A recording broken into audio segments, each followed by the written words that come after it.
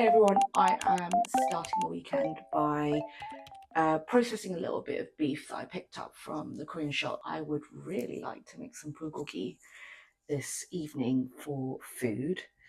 Just had a real craving for something like, sweet and savory.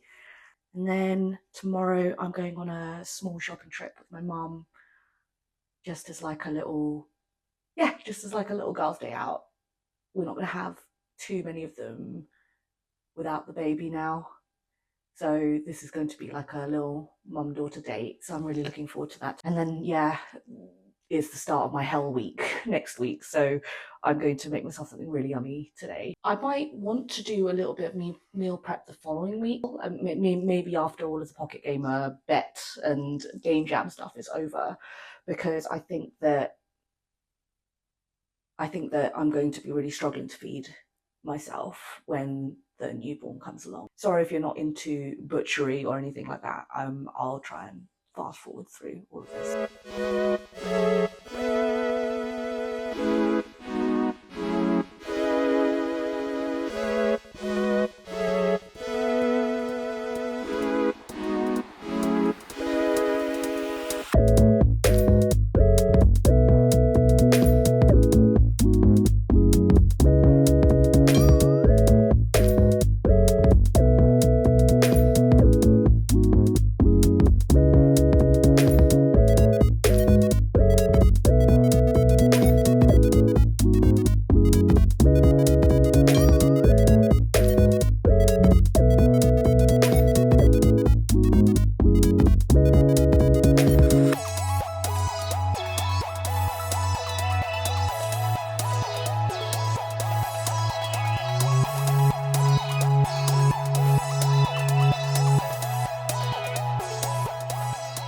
It's like Korean tradition to have rice cake soup as it comes up to the Chinese and Korean New Year. So Mum made me some broth that I'm going to eat now because I'm starving.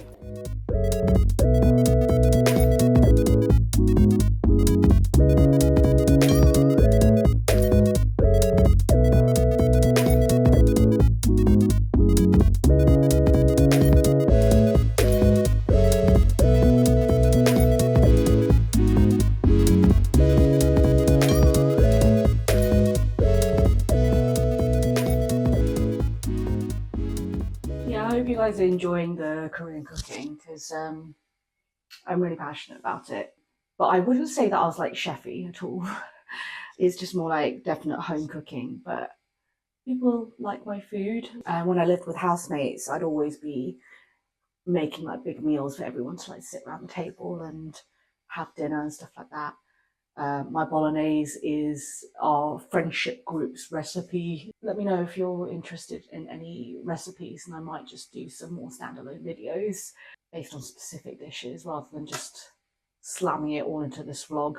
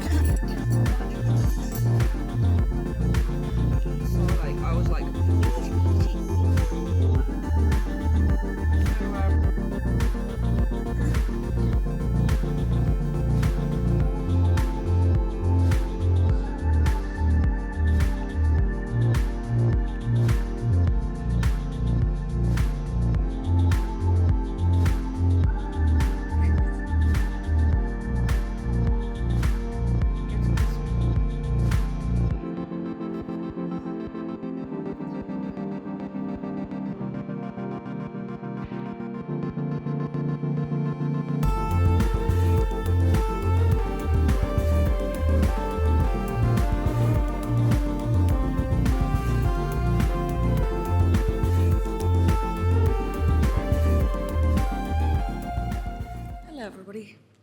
Turns out I will be on site for one last time, but we're only here for an hour. and then we're going to head over to the Digital Futures Lab. Those who've done a game jam with us are going to notice some things are really the same, something going to be a little bit different. The main thing being quite a bit different is that obviously there's some new faces in the room. That's because this is the first event which are not only merging like 2 courses like I've done previously, but we've got something to the tune of about 5 different courses in the room at the same time. This is the first time that we really do this properly across schools. So we have half of you or so are from the London School of Film, Media and Design, and the other half of you are from the School of Computing and Engineering. And in terms of scope of subjects, we really have everything. We have obviously games and animation students, computer game technology students, which kind of is similar, but we also have computer science students, cybersecurity, and information technology. So these are the team musicians for every single group, and they are going to probably apply themselves however they think is good. Hi everyone, some of you that I know, some of you that I don't. Thank you so much for committing to something that is probably going to be a bit of an arduous 5 days. I genuinely believe that if you produce something playable, it's a miracle. So you guys are going to be making magic this week.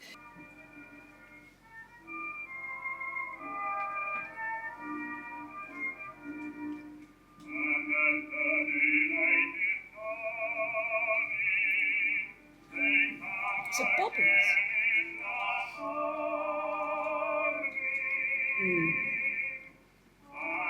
Cool. Okay. I'm really looking forward to what the students are going to be able to produce over the next few days. I'm sure it will be wonderful. The theme's interesting as well. Bubbles. Hey everyone, yeah, this is me on the first day of the Game Jam. We are participating in the Global Game Jam this year, so it's super exciting.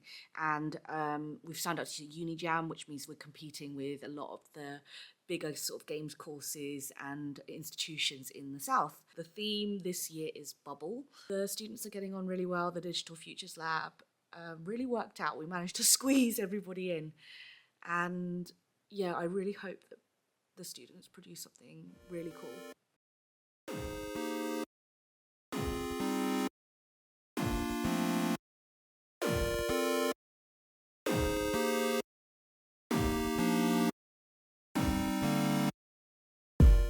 Hey everyone, I'm on my way to Pocket Gamer, so why don't you come with me and I will show you around. Service update from the Piccadilly Line control room. There is no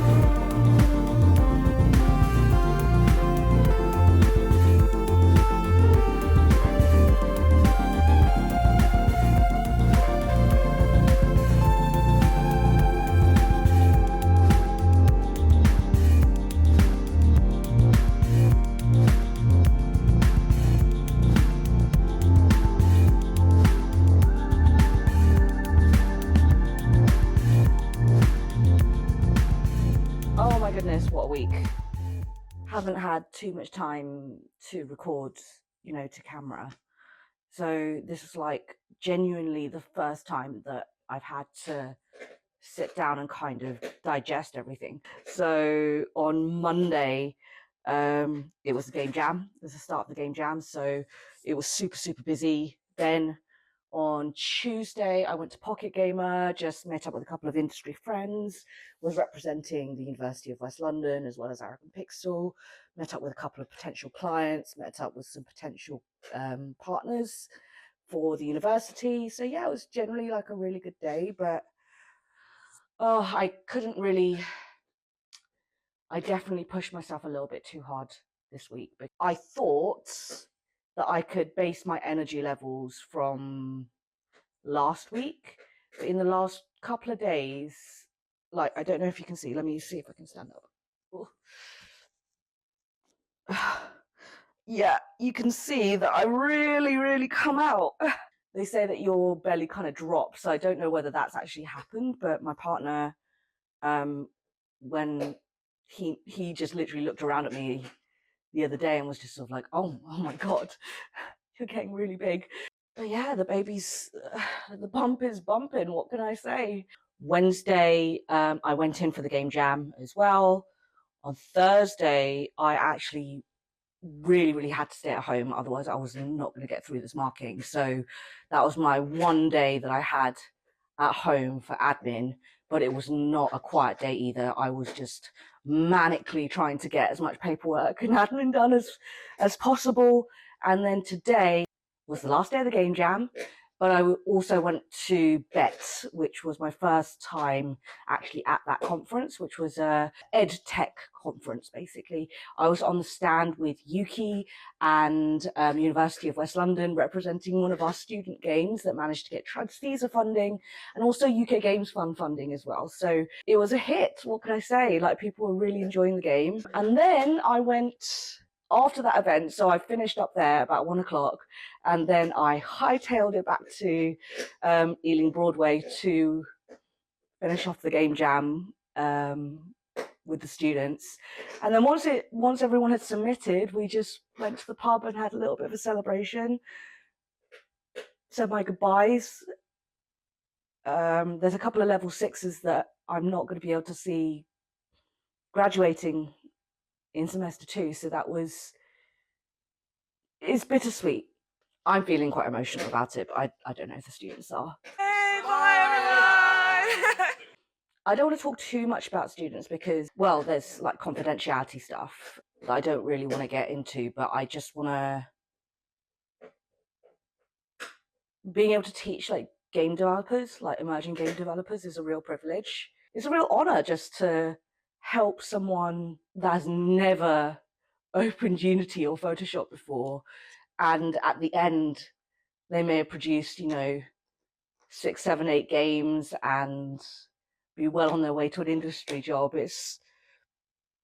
I really couldn't think of doing anything more worthwhile, of course, than teaching people how to make games, but also making our own games as well. So I really wouldn't change anything that I was doing. I take a great amount of pride in what I do. So watching everything come together, everything that I love, representing the university and the company at events, watching the students put together a game in 5 days, watching some level 4s really sort of get to grips with stuff that they had never touched in class. That was really cool. Yeah, it's immensely satisfying. I truly believe as well that if you're a game developer and you aspire to become a senior, then you have to get really good at teaching anyway, because, well, you want to be able to grow confidence and talent from within the studio. So if you don't have those teaching skills, if you don't have those training skills, then you're going to really struggle to be a really good manager. Yeah, the thing that I think holds people back from really progressing in their careers is being a little bit too focused on their own career path. If you can make yourself valuable to the company by being able to create more people like you, more high performers like you, then you become so valuable, in my opinion anyway. It just means that you have to have a willingness to sort of give back and go a little bit above and beyond. And sometimes that means putting a little bit more energy into people that need that help and need that extra assistance. But yeah, this week has been quite hard on me physically, just because I am extremely pregnant at the moment. As of today, I am officially full term. So essentially, if the baby arrives, there shouldn't be any real issues. And that's awesome, but also terrifying as well. At the moment, I just want him out. I'm feeling like I'm really done with the pregnancy now. And now that this week is over, I feel like he could come, and I'm feeling pretty good about it. Last week, I was a little bit nervous about it because we hadn't bought a few things that I was waiting on. Now that everything started arriving and we've got pretty much everything ready, yeah, I think you can never be completely ready for this, but I'm feeling like all the stuff has been bought. The nursery is ready. Maybe in the next video, I'll take you on a slightly slower tour of everything that we bought and how I'm packing my hospital bag and stuff, because this video is all about the crazy week that I had this week. I'm going to really miss just hanging out with my colleagues and my students. I really do have an amazing job and an amazing career, and I'm so lucky to be able to mix with such interested and interesting people all the time, not just at uni but also in games as well. It just reminded me of why I'm still here. Yeah, that's why I left music to pursue gaming full time, because I just feel like it just became my home, you know. Yeah, this week has been like absolutely manic. I don't want to I don't really have much to say because, again, not done too much baby stuff, just buying some stuff on Amazon, cleaning the house occasionally, you know, as I do sort of week on week, trying to look after myself. The main thing that I've been spending my money on recently, apart from like gear, is just feeding myself. But yeah, I'm excited. I'm feeling a lot more optimistic than I was the last time I filmed one of these sort of talking to camera videos. I hope he's a chill baby, you know. I really hope he's not difficult. But honestly, I mean, I don't know what easy or difficult is. But for now, I'm going to enjoy my weekend, put my feet up, and probably spend a few more hours like actually getting this grant fund over the line. So yeah, once that's sort of out of my hair, then oh yeah, and the marking. I still haven't finished all my marking. Oh. Yeah, there's just still a few things that I want to tie up, but I'm going to work very slowly over the weekend and actually enjoy some sleep. In the last week and a half, I don't think I've been able to sleep longer than like an hour and a half at a time. So I've been getting quite crabby because I've just been lacking sort of like REM sleep, I think. And I'm falling asleep like everywhere because even though technically I've had like 6 hours of sleep, when you're waking up like 4 or 5 times a night because you need to go to the bathroom or because of acid reflux, it's like really, really rough. Third trimester, I think, has been like quite hard just because of like physically how uncomfortable I am. So I just want to warn any of y'all that are in your first trimester or second trimester to just stock up on Gaviscon or Rennies or whatever you need to like sort of settle the stomach. Would also recommend probably bring it up to your midwife as well if you're really struggling, because it hurts so much. And if you're struggling with it already and you have, you know, a few weeks or months to go, then it doesn't get better basically, because, you know, baby's only getting bigger. So yeah, that's my hot tip, because acid reflux has been absolutely killing me the last like few weeks, and the last few days have especially been quite hard. Hello, baby. You gonna say hello? Hey. But yeah, that's all I've got time for today. I will see you in the next video. You gonna say goodbye? You gonna say goodbye? Bye.